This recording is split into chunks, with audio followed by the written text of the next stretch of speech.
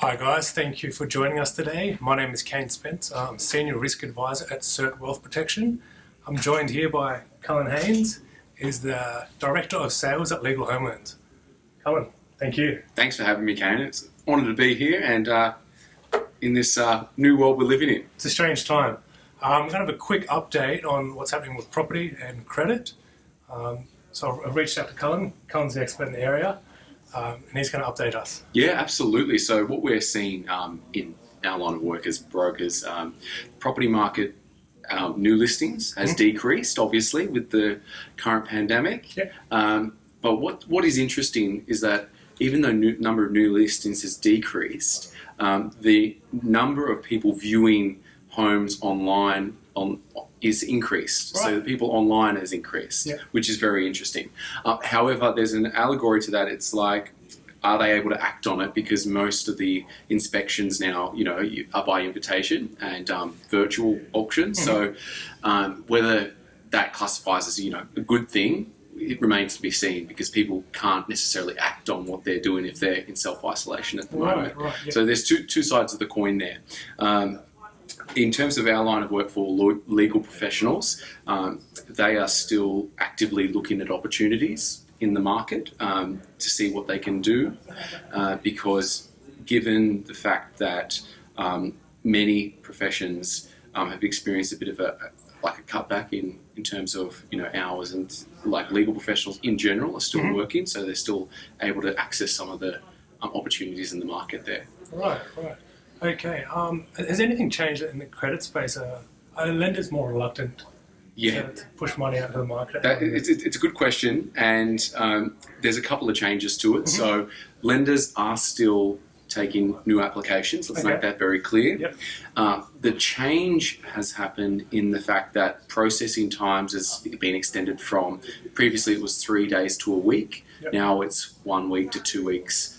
Sometimes 3 in extreme cases to get an outcome with the different banks.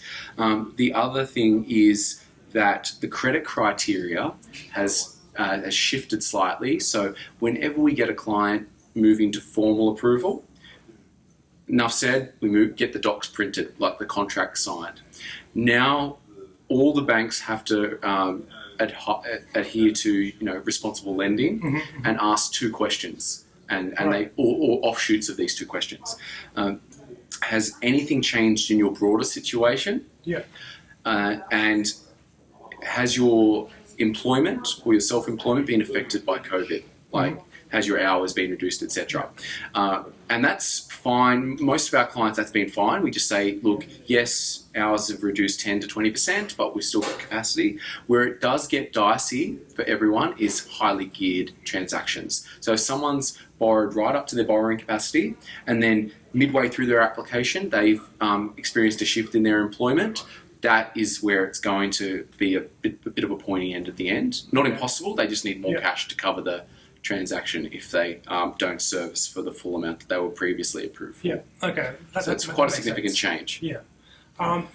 In saying that, is that the same on the legal side? Are there any opportunities for legal professionals? Is there anything unique for them in this situation? Great question. So yes, there is. Yep. They are able to borrow up to 90%. Okay. And not pay lenders mortgage insurance, owner-occupied and investment properties. Right. And it's only with select lenders that do it. So we always say, using your local branch is great, but you may not necessarily be going to the bank that offers that product, and not every broker is across the banks that do it. Right. Because an average broker sees a lawyer like 1 every 100 clients. So it's a very niche policy. So a lot of our clients love the fact that they can get 90% no LMI, and coupled with some fantastic rates out there as well. Given the current market, rates have as a paradox, rates have never been cheaper. Yeah. So we have rates starting from 2.09, which is the lowest in history ever. And also for refinancing,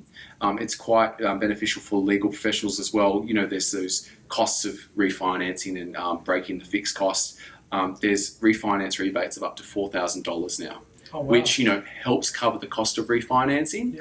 And some lenders will do it on a per property basis. So if you've got 5 properties, $2,000 per property they'll give you cash in hand on your settlement. So that's $10,000 right there. Wow.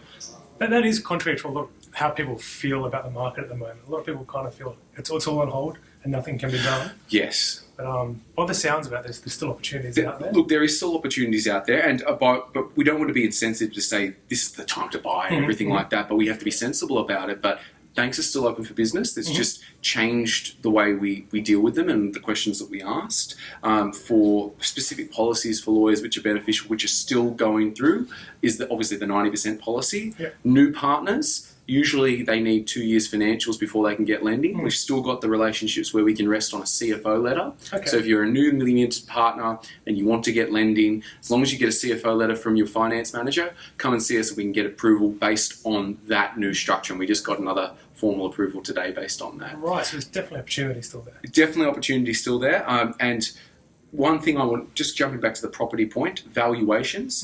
If you're thinking about refinancing, better to get the valuation done now before the market, because some pundits out there are thinking that it could go drop another 15-20%, which does affect refinancing because you need to get a valuation. Now, brokers can coordinate complimentary valuations. Just get them done now because everyone thinks their house is worth, say 1.5 million, but the bank has a different view. Yep. And we're already seeing valuers coming in and putting notes like COVID, and some of our purchases that we're seeing, $1.8 million property in Balmain, the valuer said it was worth 1.65.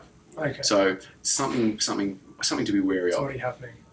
Okay, well that's interesting. Is there any other main points that you think we need to touch on? I think the message should be clear that in terms of application appetite with the banks, yes, they're still open. Yep. And by all means, no banks have shut down or anything like that. I think now is a great time if you're a first home buyer to keep an eye on the market and get your pre-approval done now. Given the fact that it's taken 2 to 3 weeks to get your pre-approval, we get a lot of legal professionals coming to us, which is ironic because they're very risk-adverse people.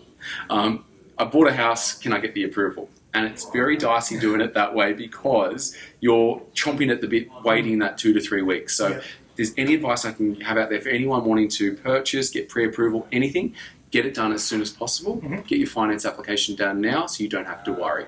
Okay, excellent. I think we can leave it at that. Yeah, I think so. Colin, thank you. Always a pleasure, and look forward to hearing from you again soon. Thank you so much, and do the wing.